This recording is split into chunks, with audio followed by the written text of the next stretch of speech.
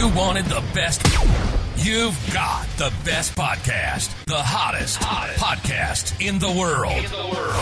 The Chris Voss Show, the preeminent podcast with guests so smart you may experience serious brain bleed. The CEOs, authors, thought leaders, visionaries, and motivators. Get ready. Strap yourself in. Keep your hands, arms, and legs inside the vehicle at all times, because you're about to go on a monster education roller coaster with your brain. Now, here's your host, Chris Voss.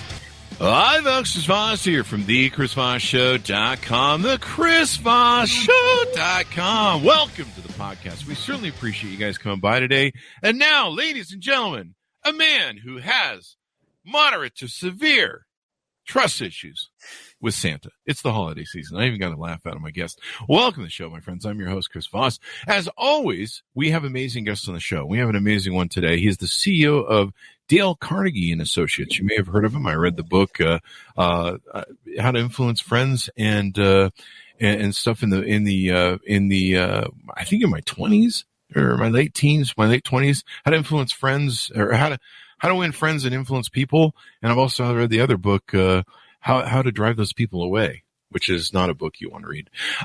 So we'll be talking with the CEO of Dale Carnegie Associates here in a second.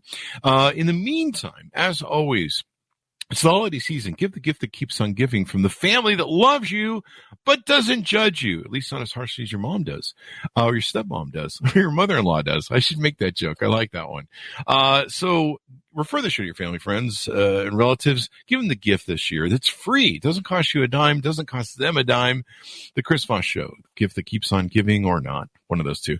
YouTube.com/Chris Voss. Goodreads.com/Chris Voss. Our big LinkedIn group, 130,000 people, and all the things we do over on LinkedIn, the big newsletter, all that. Subscribe to it, or else don't make me come to your house. Don't make me send coal to you for Christmas. Anyway, on to our feature entree. And now we're in the future. He is the author of the amazing book, Take Command. Find your inner strength, build enduring relationships, and live the life you want. Because that sounds like a great thing, folks. January 10th, 2023, this hot book is coming out. You can pre-order it now wherever fine books are sold. It's by Joe Hart and Michael Crom, who we have one of them on the show. Joe decided to come by the show and hang out with us today and tell us all about the amazing stuff they do over there at Dale Carnegie Associates. He's the CEO of the firm, and since 1912, Dale Carnegie Training has helped millions of people and businesses around the world improve their performance. In over 80 countries and in more than 30 languages, the company applies Dale Carnegie's founding principles to inspire individual and organizational transformation, excellence, and success. On top of it, by tapping into each person's potential. Take Command, his newest book, helps you with your business performance, career, and your future by visiting. You can visit thedalecarnegie.com. That got the plug in there for you. Welcome to the show. Joe, how are you doing, man? Great, Chris. Thank you so much for having me today. There you go. We're off to a rickrolling start. I just did the plug, thedalecarnegie.com for you. Any other plugs where you want people to find out more about you, look you up on the internet, and stalk you? Yeah, well, I mean, we have DaleCarnegie.com is the main place to go for our company. Certainly, you can track us on Twitter, LinkedIn. I am also Joseph K. Hart on Twitter and LinkedIn. Often I'm publishing a lot of different things, so you can check me out there as well. There you go. There you go. So is this your first book, Joe? It is. It's my first book and my co-author's third. Okay. And did I get his last name pronounced correctly? Yeah, Michael Crom. There you go. I want to make sure I don't butcher people's names on the show. That's really important. Of course, most people just refer to me in four-letter adjectives or whatever. So what motivated you want to write this book?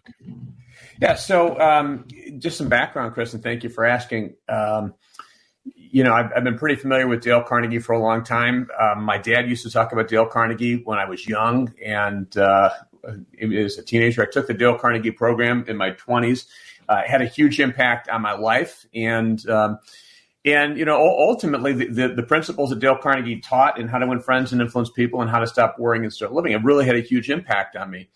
And, when I was going through the pandemic, as we were all just going through the pandemic, I found myself still, notwithstanding all of this kind of foundation I'd had, really not in a great place at different points, just really kind of worried and so forth. And I really found a way to turn that around and turn around for myself, and also turn around for just the way I was looking at COVID and the business and so forth. And I realized, and talking to Michael Crom, and Michael's the same thing. Michael is Dale Carnegie's grandson. So, he's been steeped in kind of all these really wonderful ideas, but we really felt like, my gosh, the world needs this kind of a book now more than ever. It really is three things. It's taking command of your thoughts and your emotions, taking command of your relationships, and taking command of your future, and really helping people, operate from a position of strength, as opposed to fear and insecurity or, cowardice or whatever it might be, in the face of just the challenges that we have.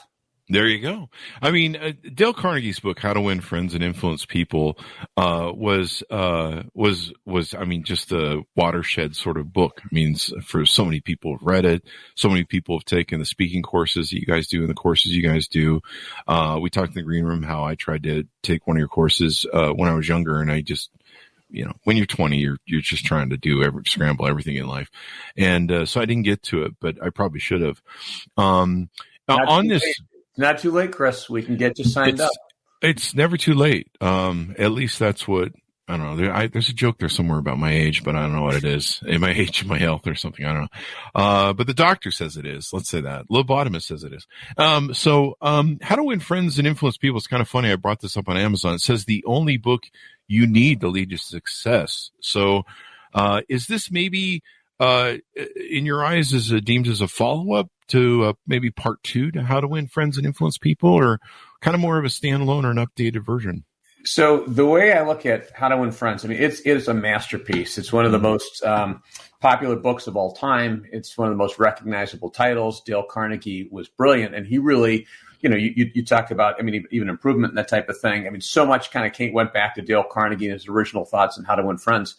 And then his second book, How to Stop Worrying and Start Living, or another book, that's right. And others, again, a very huge book in terms of its influence and its wisdom. So, Michael and I, our view is that we wanted to build off of Dale Carnegie principles and, write them in a way that is really maybe might resonate more with today's audience, and especially a younger audience, 22, 45. The books, the Dale Carnegie books, which we were talking about, were written, a long time ago. How to Win Friends was 1936. Mm-hmm. So sometimes, it does, some of the language, some of the stories don't connect with people. So what we did was basically we built off of Dale Carnegie's principles. So the first part of our book, which is all about taking command of your thoughts and your emotions, comes from, or is derived, a lot of that thinking comes from How to Stop Worrying and Start Living. And then the second part, it really builds off of How to Win Friends and Influence People. It's how to take command of your relationships.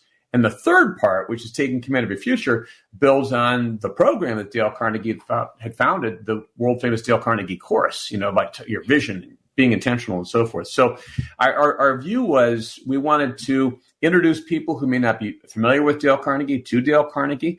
Our hope would be, there's no better place to go than the original source. So How to Win Friends, just even today, Chris, I was talking to someone who'd said, gosh, I read this book and I read it over and over. I read it 15 times because it's such a powerful book, and it's had a huge impact on this person's an executive who's just talked about the impact. So those books remain masterpieces, and our goal is ultimately to build on them and to reach today's audience. Hi, folks. Here's Voss here with a little station break. Hope you're enjoying the show so far. We'll resume here in a second. I'd like to invite you to come to my coaching, speaking, and training courses website. You can also see our new podcast over there at chrisvossleadershipinstitute.com. Over there, you can find all the different stuff that we do for speaking engagements if you'd like to hire me, training courses that we offer, and coaching for leadership, management, entrepreneurism, podcasting, corporate stuff. With over 35 years of experience in business and running companies as a CEO, I think I can offer a wonderful breadth of information information and knowledge to you, or anyone that you want to invite me to for your company. Thanks for tuning in. We certainly appreciate you listening to the show, and be sure to check out chrisvossleadershipinstitute.com. Now back to the show. Well, definitely more people need the Dale Carnegie Associates help and some of the courses and teachings in your book and the original books. I remember reading when I was young. For some reason, though, in my crotchety old age, I've been working on my book, How to Lose Friends and Make People Hate You. But it hasn't been selling well, so I'm probably good for a change. I'll order your book so that I can change my direction in life. But no, these are really important. I like the principles and how you laid this out. So the first thing, to my understanding, is you've got to get control of what's going on in your head with your emotions and your logic. Why is that important? Why does that make it different? Why can't I just rage at social media and on Twitter all day long? I mean, everything really starts with us and what's happening between our ears, right? I mean, how we process the world, how we interact with people, the things we do or the things we don't do, the fears that we have. You know, you can have two people in the exact same situation, same set of facts. One person is miserable, the other person is just excited. So why is that? It's all about the way we think. And we also know that the world is certainly full of challenges. There are adversities that happen small and large, and how do we overcome those? So, you know, the very first thing you have to do is really take command of yourself, take command of your thoughts and your emotions. And, you know, how often do we think about what we think? You know, we go through our days and we might get angry about something or frustrated or we lash out.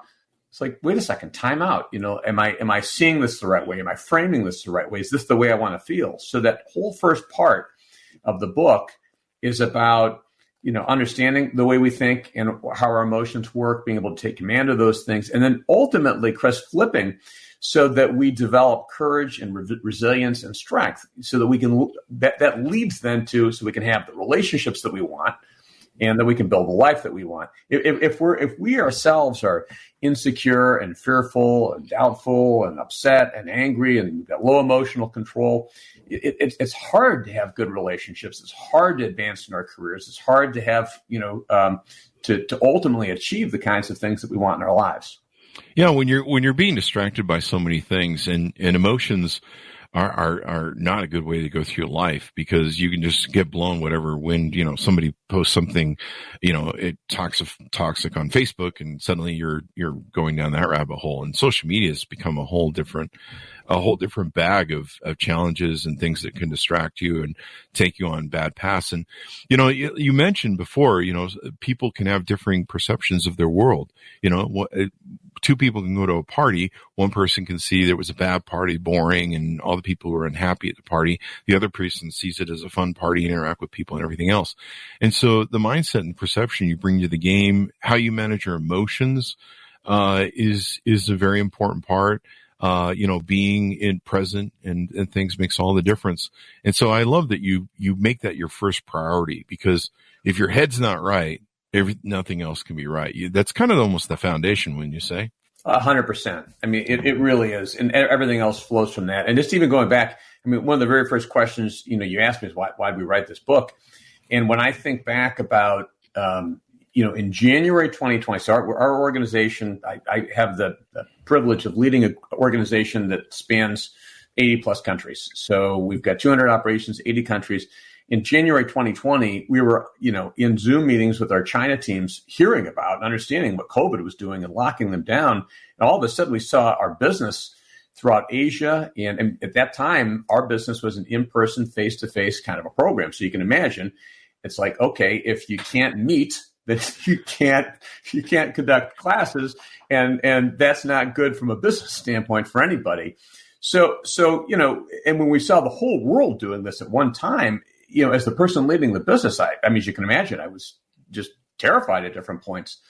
But going to your question, you know, I realized that if I didn't change my thoughts and my emotions, it could be bad for me, it could be bad for the people I'm working with, bad for the company.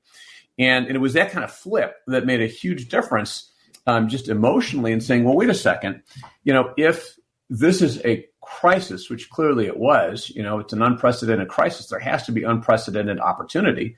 So, you know, I took, and the whole organization took that as a chance to really relook at our business. We flipped our business model. We were able to train 1,000 trainers in less than 6 months. It's a very rigorous process to become a Dale Carnegie trainer. And to do that, changed our business model entirely. So today, we have greater reach, greater scope, greater capabilities. That wouldn't have happened if we hadn't flipped our thinking first. And it was really an entire organizational thing. So that's why taking control of your thoughts and your emotions are just so important. They guide everything else. Note to self, take control of my thoughts and emotions. All right, I got that down. No, that's really important. That is the foundation. If you don't have that circle squared, you're screwed. I love the next one too, because this is where a lot of people fail. They get their heads straight. They have their stuff together, and they get involved in relationships, whether it's marriage, partner, or business partners. Sometimes I've had bad business partners, and sometimes just the friends. There's kind of that saying that, what's that saying that you are the 5 people you surround yourself with? Do you find any truth to that, or what do you think about that sort of thing? I think that's a critical point. I mean, the kinds of people that we surround ourselves with, the kinds of things that we talk about, the kind of things that we value. I mean, all of those things really kind of reveal, who we are and what's important to us. Part of it, just to go back for 1 second to raise a thought that ties to this chapter, this issue of taking command of our thoughts and emotions at one level might sound, it's like that sounds easy, but actually doing it is hard, right? I mean, It's really hard to do that. And when we talk about relationships too, it's like, okay, so what are the ways that you go about building a strong relationship, and how do you deal with difficult people, and how do you deal with giving and receiving criticism, and all the different things that come with those kinds of interactions. So the big part of what we're trying to do in this section of the book is to enable people to have stronger relationships with whomever, with the people they work with, the people around them, the people in their families, and so forth. Because ultimately, relationships are, that's like the essence of life. Is, we think about what really, if we've got great relationships, that just fuels us. And if we have just toxic relationships or broken or challenged or strained relationships, gosh, it just bums us out, right? I mean, so how do we put ourselves in a position that we can develop those kind of relationships? And we build on Dale Carnegie's principles to do that. There you go. It's the people you're involved in with your relationships, you have to choose wisely in life, because they can be the albatross around your neck. They can be a lead balloon.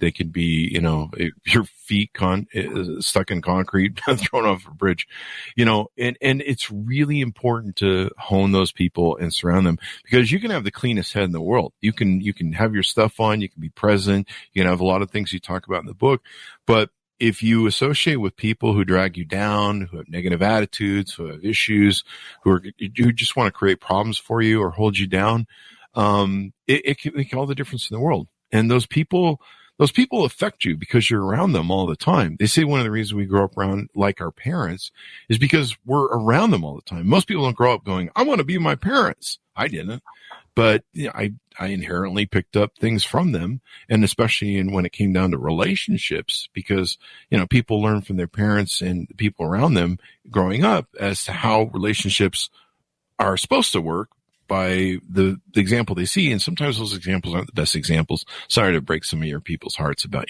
maybe your parents weren't as good as you thought they were. Not all, just maybe some.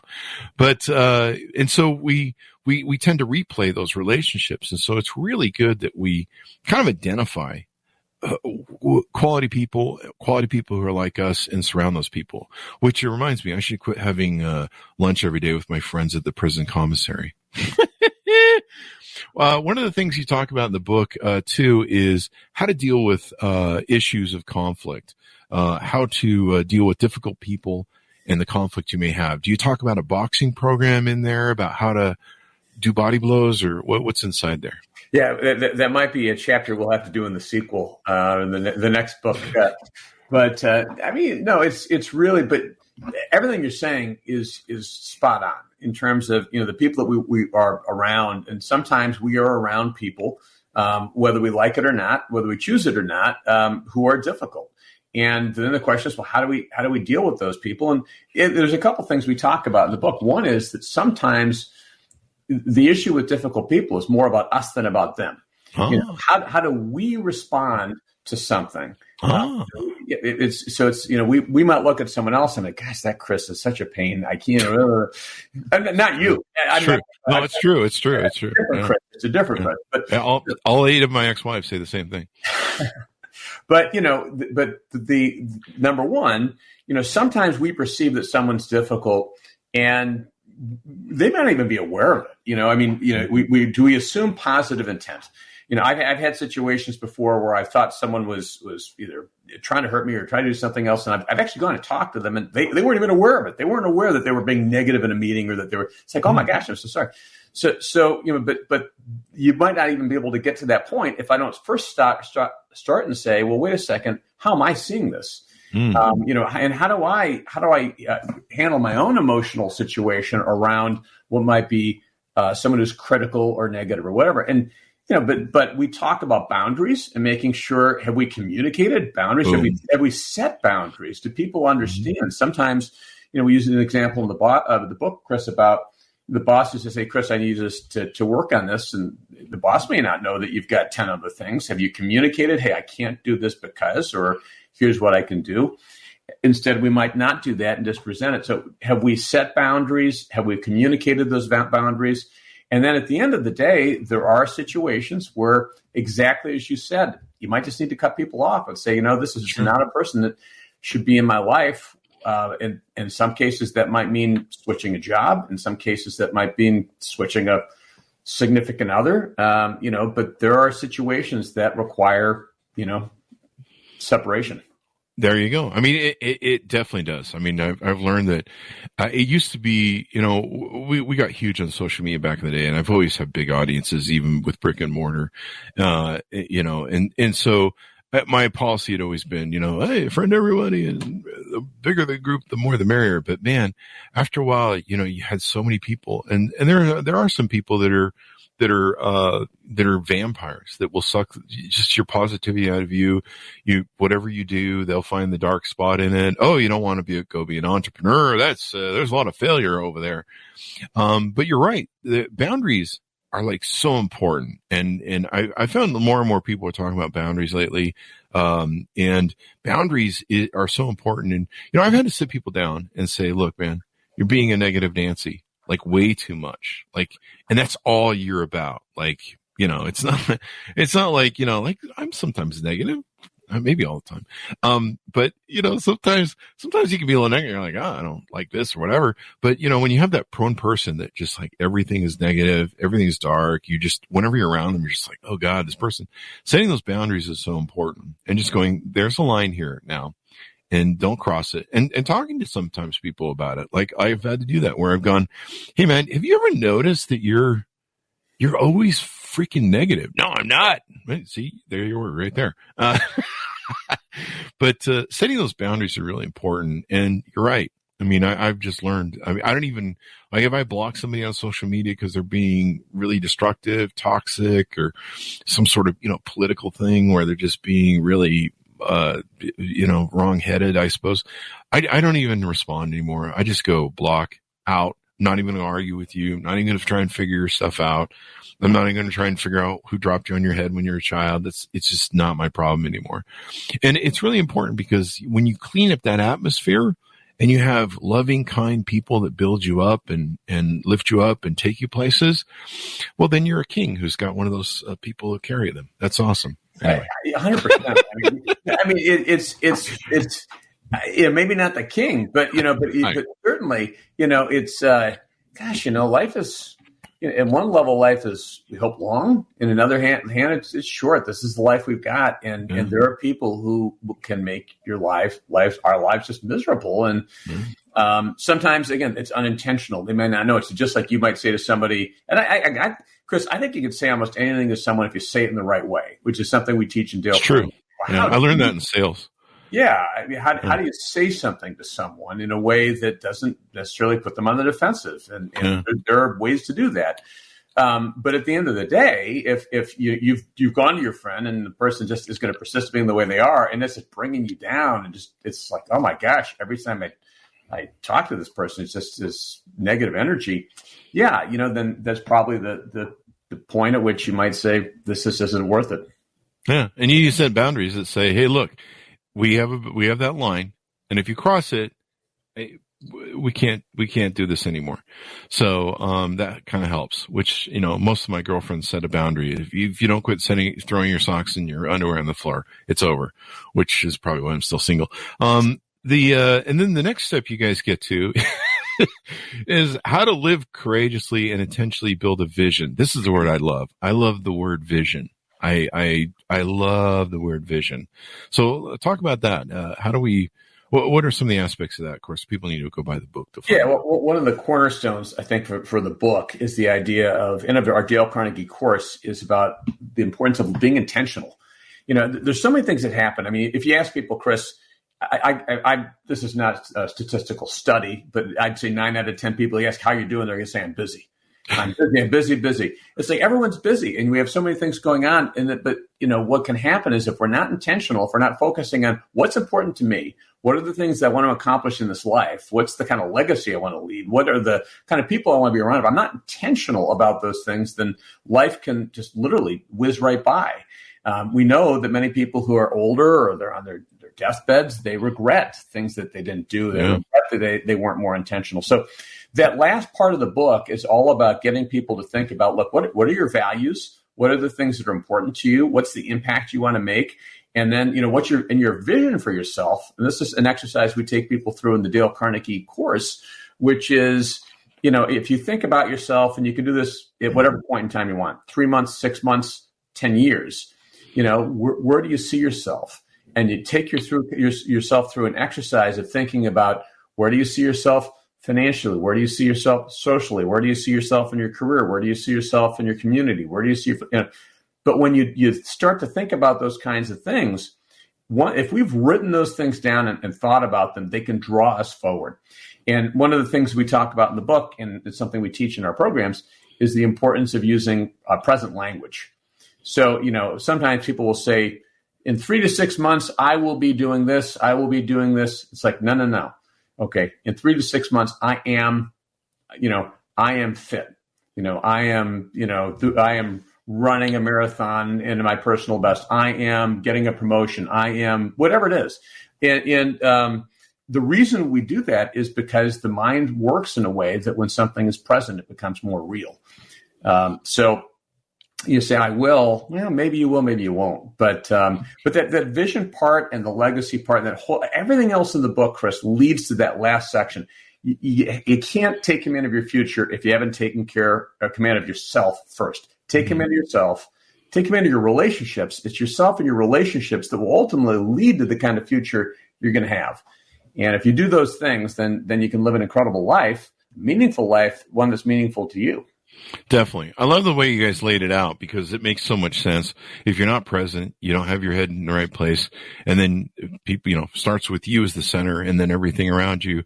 And then, of course, setting that vision for the future. It was interesting. I don't know if I got it from Dale Carnegie's book, but I was reading like so many different books when I was young. I think there's that old adage, those who don't plan to succeed, plan to fail.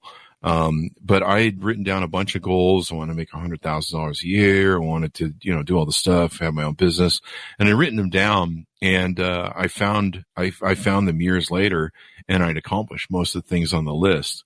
I think the other one was I want to be 2 inches taller, and I still haven't achieved that, but I don't know. I'm still working on it.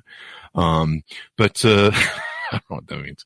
If you figure that out, let me know, because I'm 5'8" on a big hair day. So, I could use a couple more inches of height. So I'm 6'2", but I really like to dominate people because I'm kind of narcissistic that way. So I'm, anything I can do to tower over people and look down on them, it's kind of my thing. I have issues, severe issues, but everyone knows that. Except for me. Let's get to, I love the book. I love the concept of how you've laid it out and stuff. People need to pick it up.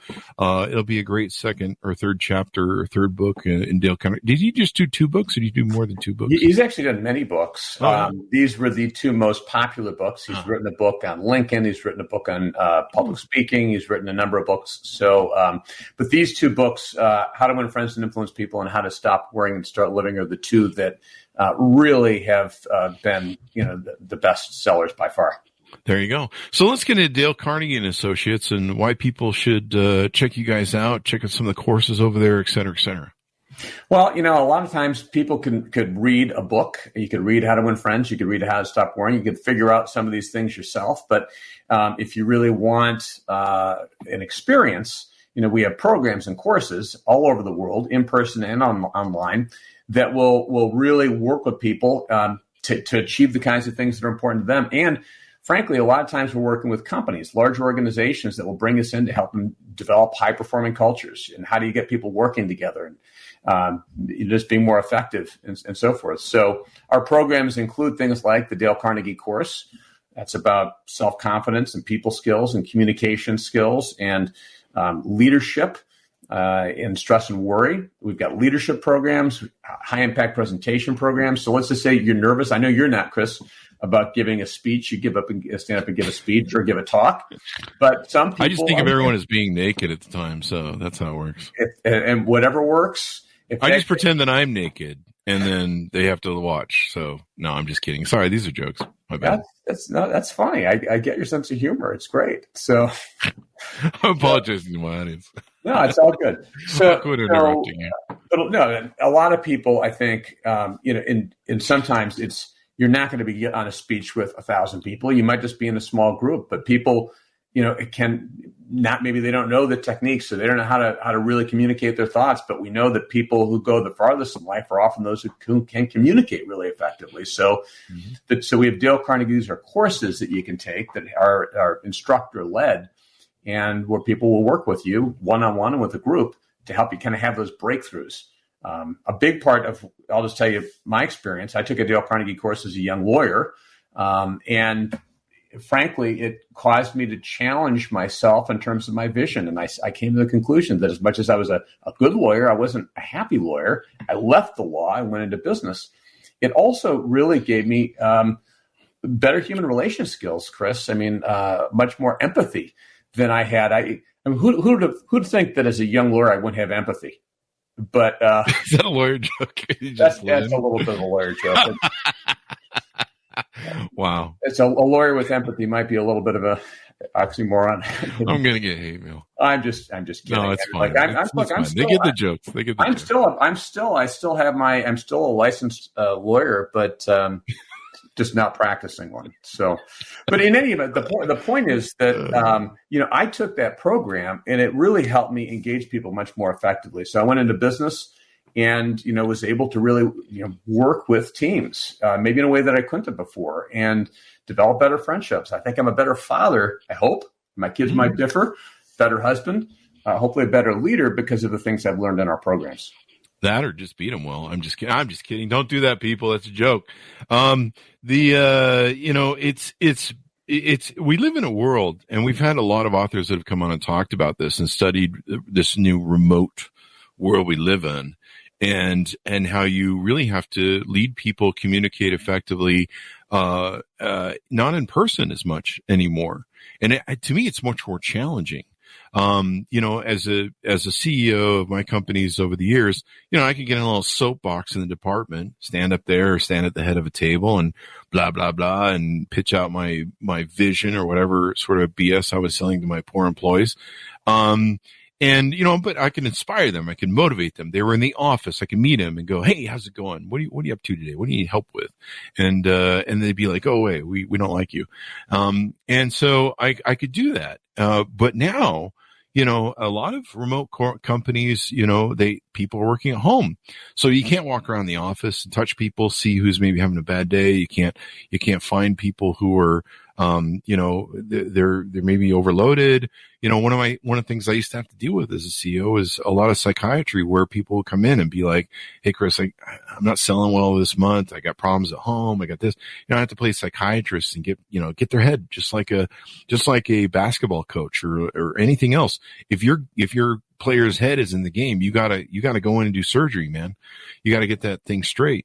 But you don't have that now. And I think it's even harder to communicate vision, excitement, energy, all the things that goes into being a great leader and getting people motivated, and of course communicating effectively over Zoom, because it's so easy for people to tune out with that thing.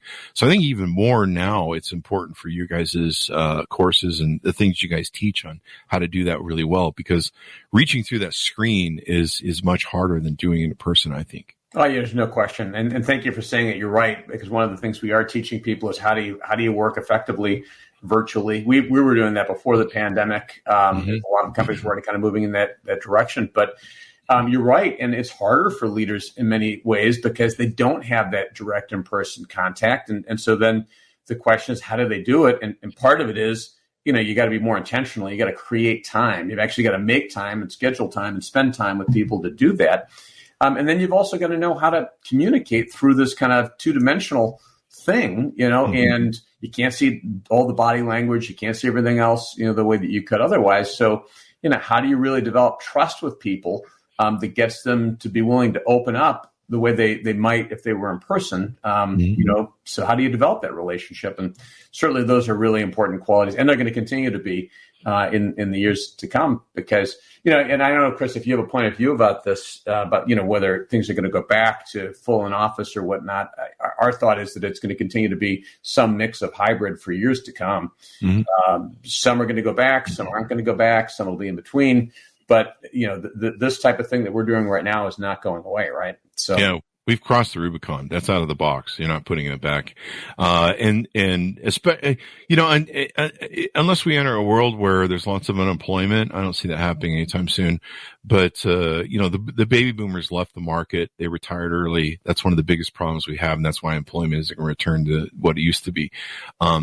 They left. And then a lot of people, took an early retirement from my generation, the Gen Zers, and just said, we're flushing our 401ks and going and living our life before, we die early. And so a lot of people have kind of learned. And so it's a real interesting ball game where you have employers that are kind of offer remote as a bonus, and people are just going, hey, you know what? I'm sick of spending 2 hours in drive time back and forth in the freeway. And I can spend those 4 hours with my kids and my family. And, it's a much better life for me. I work better when I'm in leisure clothes. When I'm in a suit, I'm like, I can feel the stress when I'm in a suit. I don't mind it too much. It's kind of nice every now and then, but, being relaxed and casual makes a difference.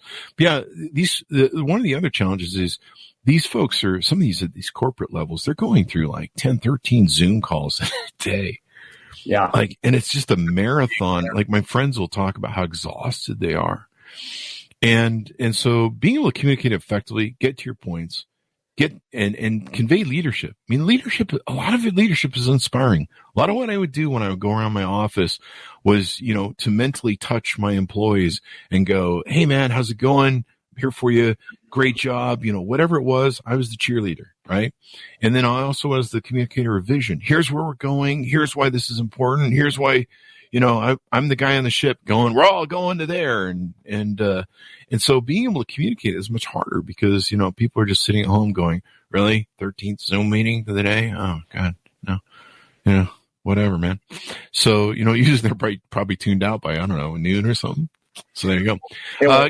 It's interesting as to what you're saying, though, is, there's two things that you were doing, and they're both really important, right? Before you can tell people your vision, but if you haven't first built that relationship with them, it's a little bit like, you're paying my salary, but who are you?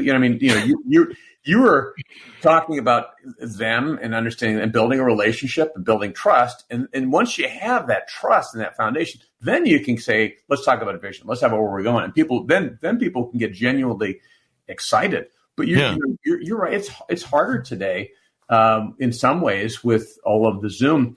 But I would challenge people too, when we go back even to this concept of boundaries and of communicating with people. Do I need to be in 13 Zooms today? Do I need to? What do I need to be?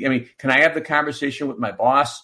I have found our team has gotten even more effective as we've really said, okay, how many meetings do we need to have? Do we have objectives for these meetings? Who needs to be on this meeting? There's just a lot of things that you can do to streamline that and make people's lives better, and that just helps in terms of their productivity as well. So yeah, it really makes all the difference. And like I say, my big thing was mentally touching my employees. I like to check in with them, and when they're in the office, I could check in with them. I could be like, come by somebody's desk. Hey, how you doing, man? You doing okay? Sales a little down? What's going on? What do we need to do?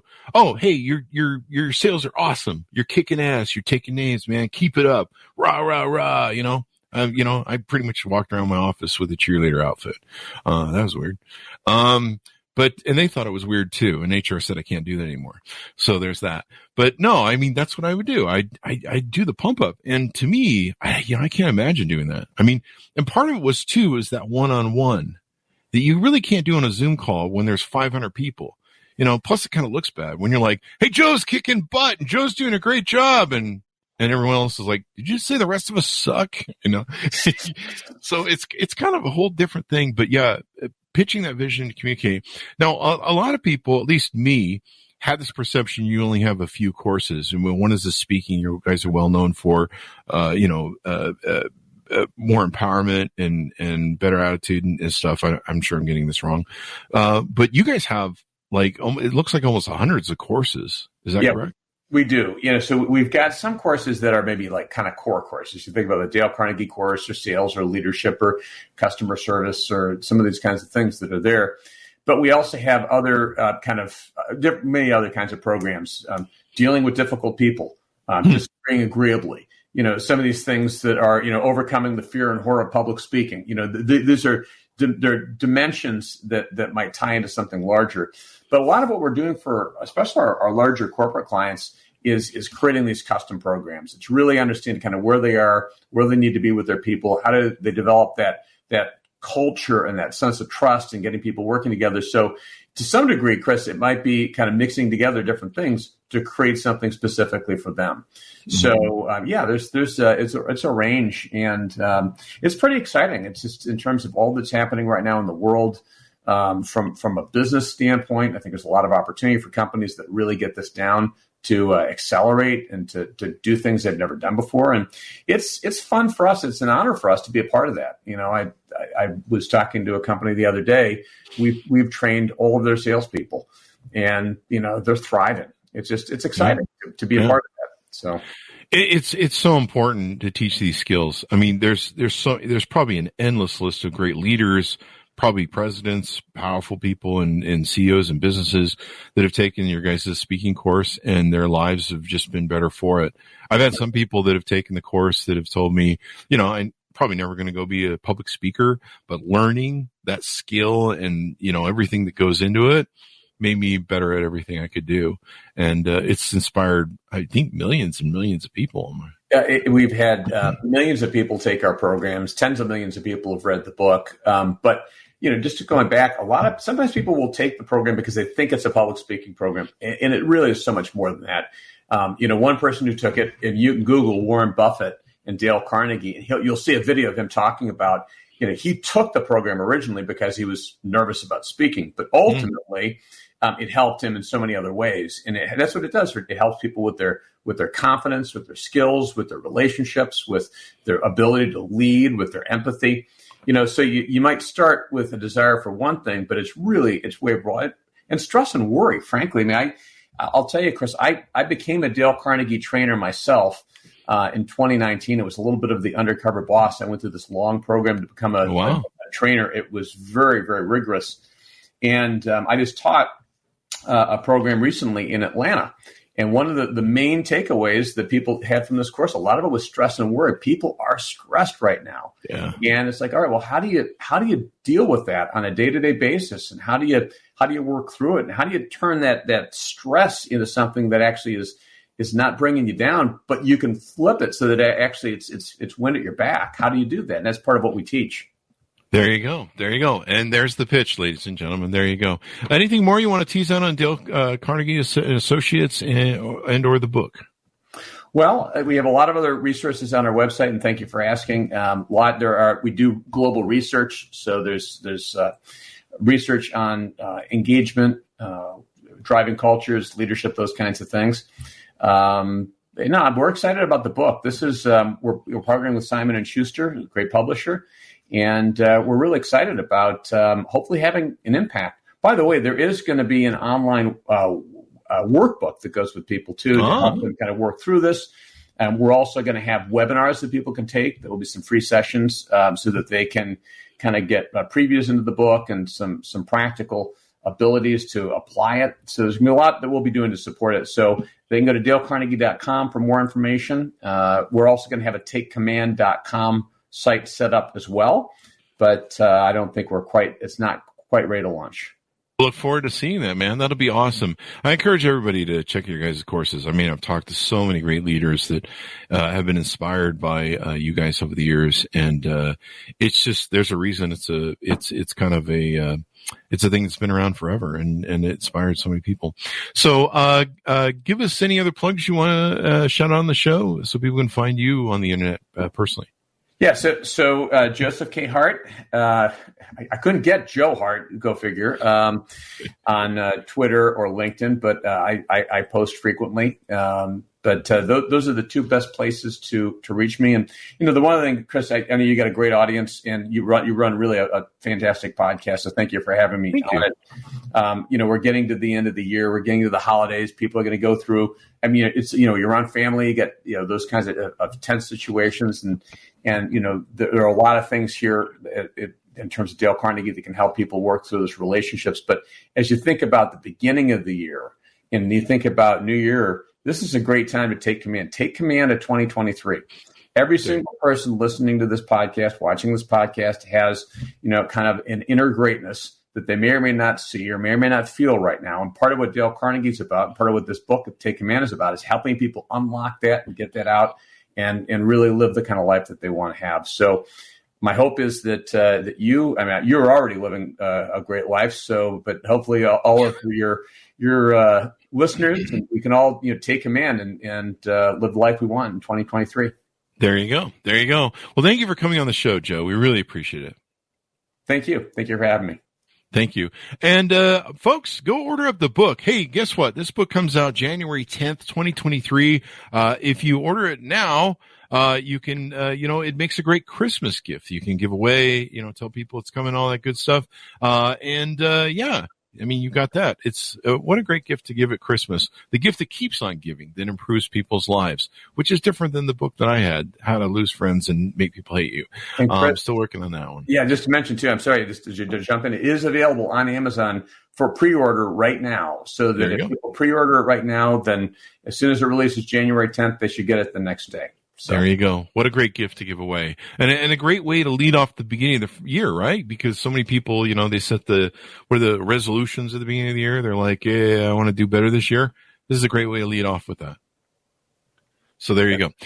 Thanks so much for tuning in. Go to youtube.com/Chris Voss, goodreads.com/Chris Voss. All of our stuff we do there's like 4 or 5 things on LinkedIn and all the groups on Facebook as well.